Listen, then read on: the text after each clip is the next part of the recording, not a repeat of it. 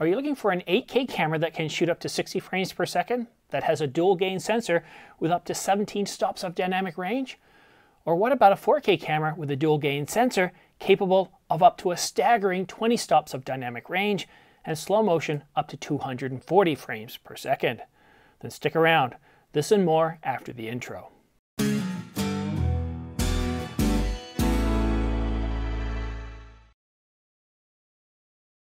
Thanks for tuning into The Ordinary Filmmaker. Just before I get to today's news, please go ahead and like this video. The more likes a video gets, the more likely I'm to publish more videos like this. And one last thing before I get to the news, I just launched the Night Challenge. Shoot a video at night and you could win a brand new Zhiyun Weebill-S and an Ordinary Filmmaker baseball cap. Contest ends May the 14th. Watch this video here for more details. And now for the news. Canon rumor says that Canon will release 3 Cinema EOS cameras in 2021. With NAB 2021 being held in October, I'd expect Cinema EOS announcements ahead of that show. And announcements we'll be getting. For those of you struggling to get stills hybrid cameras to deliver 8K video for your business needs, stop the FOMO, the Canon Cinema EOS C300S should warrant your attention.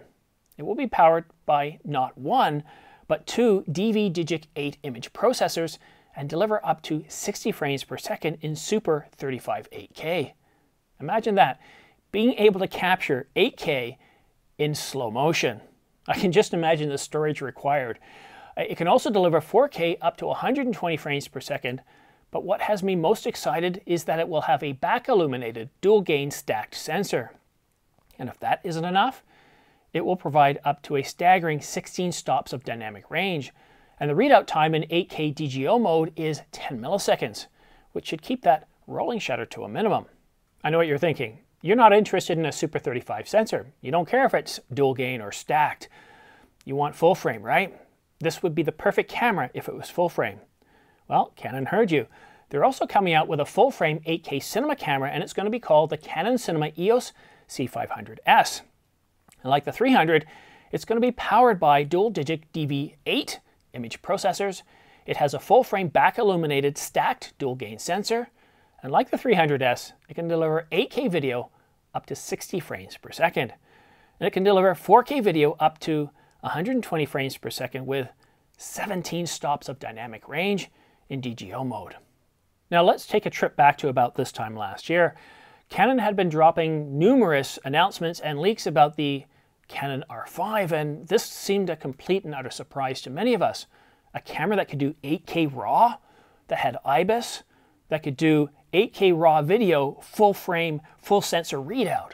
It just seemed like a complete departure from anything Canon had done before, and it seemed like they had essentially leapfrogged the competition. I mean, this camera just, it was completely impressive. I mean, let's look at the EOS RP and the EOS R. Canon's first forays into the full-frame mirrorless market. It did 4K video, but with a 1.7 times crop, and it was soft. You were dealing with an old Digic 8 processor, and it just didn't have the speed. It didn't have the speed to be able to handle 4K video, and its dual pixel autofocus and all that stuff, and it just seemed like a major letdown. It was basically a mirrorless version of the 5D Mark IV, which came out several years earlier.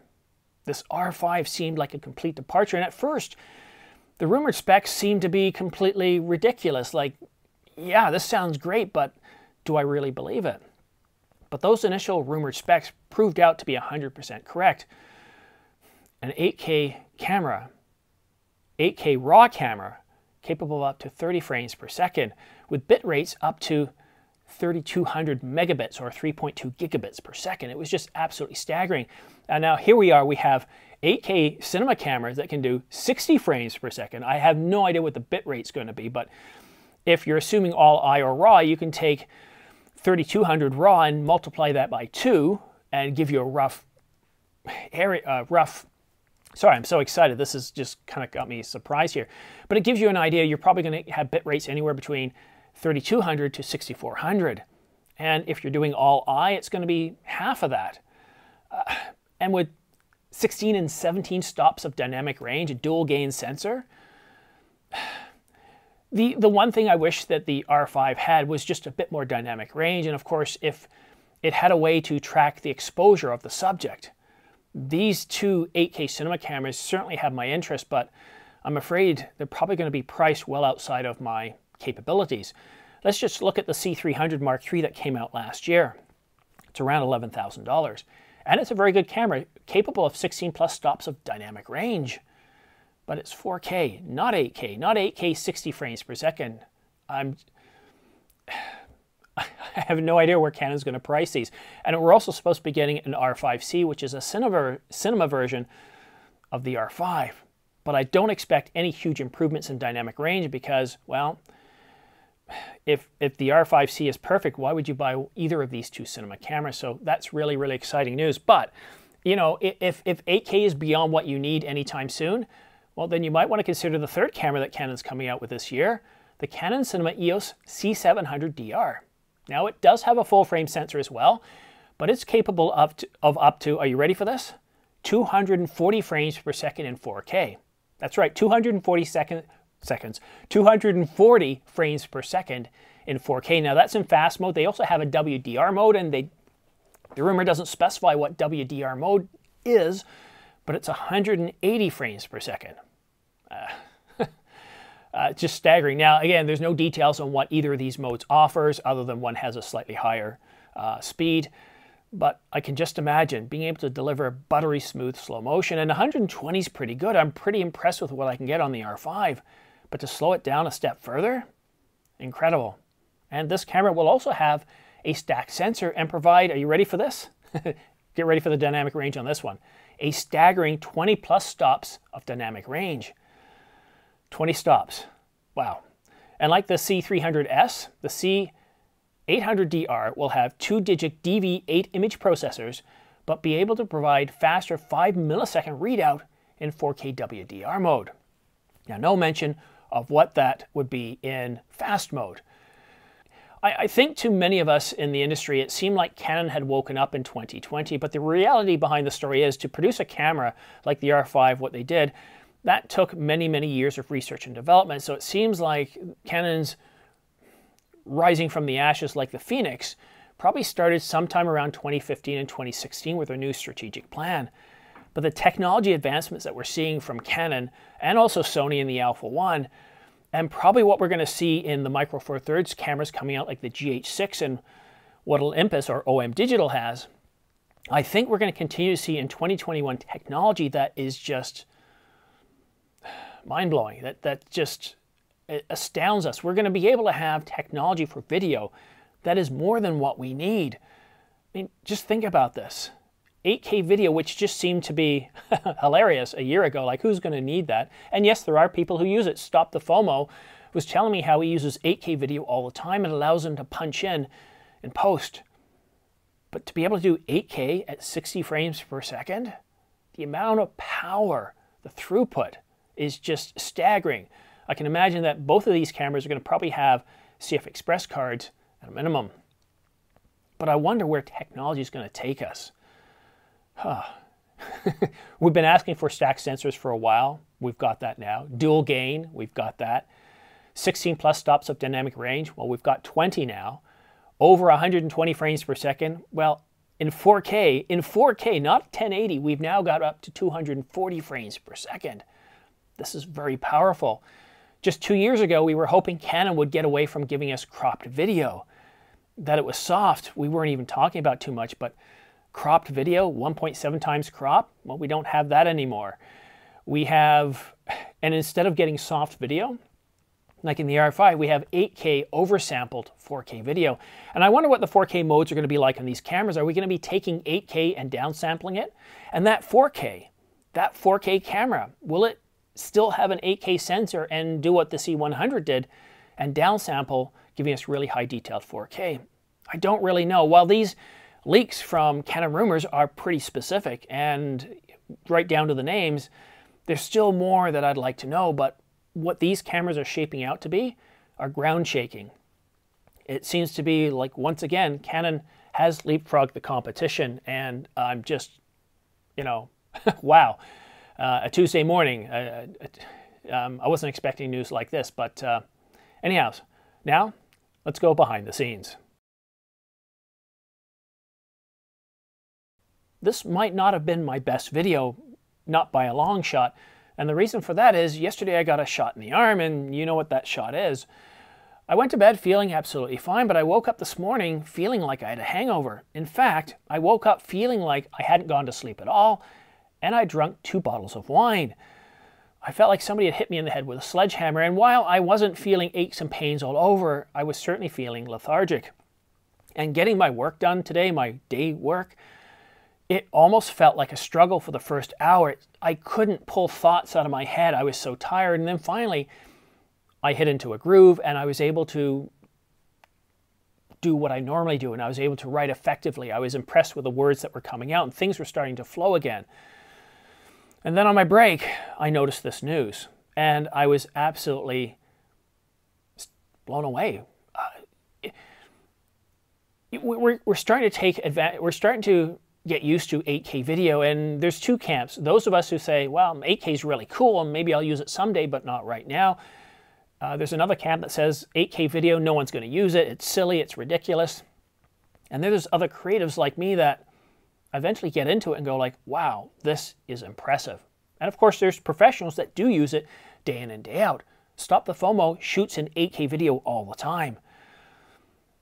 So when I look at these numbers here, and this is a bit of a repeat of what I talked about in the first part of this video, but 8K video at up to 60 frames per second. Now this is Canon, so we know from the benchmarks of the R5 what we can be looking at in terms of bit rates.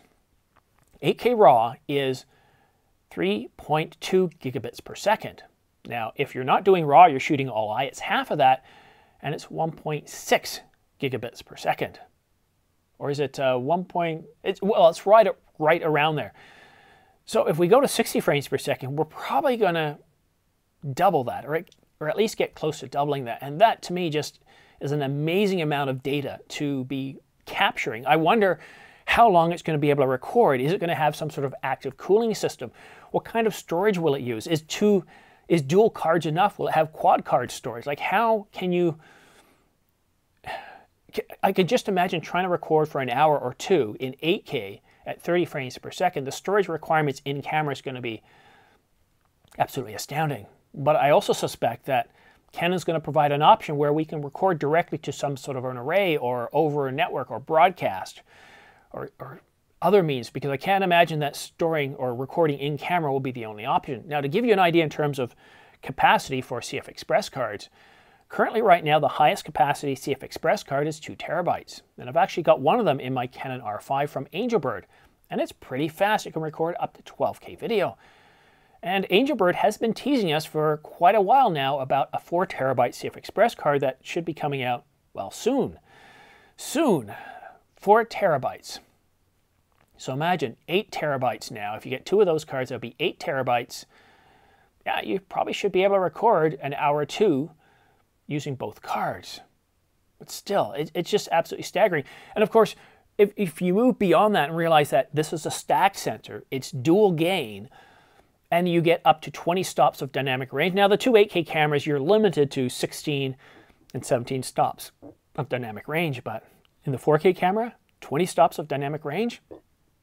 I've just gotten used to using Cinema Log 3 with Cinema Gamut on the R5, and I gotta tell you, I felt like C1, I was constantly wrestling with the camera. It was like having a 6-year-old and he could see the zoo and you're telling him he couldn't go into the zoo, we have to go home now. The R5 would just fight me at every step of the way, but now that I'm shooting with C-Log 3, I don't find I'm fighting with the camera anymore.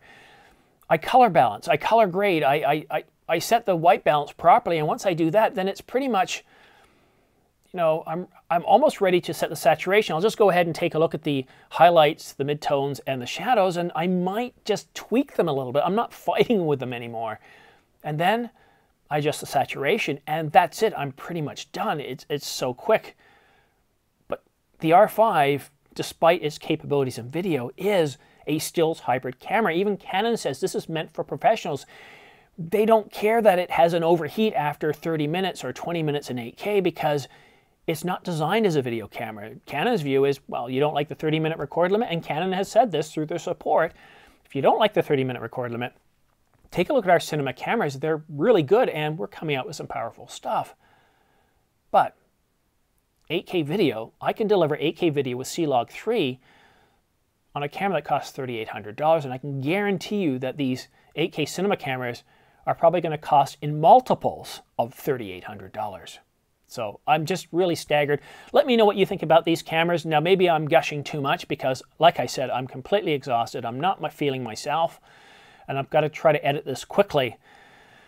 Anyhow, thank you so much for watching The Ordinary Filmmaker. I really do appreciate you watching and commenting and engaging. But don't forget to subscribe for your chance to win 2 Angelbird 128GB AV Pro MK2 V90 SD cards, and you could also win a dual UHS 2 SD card reader, or you could also win a Ulanzi LED light package with an accent light, underwater light, and various other flat panel lights that you can use for lighting your subject. Or they also work as a really good starter kit for someone who's starting their own YouTube channel, whether it's you or somebody you know. And if you do want to help support this channel, when you're considering buying stuff or when you're looking at buying stuff, please use my affiliate links for B&H and Amazon.com below.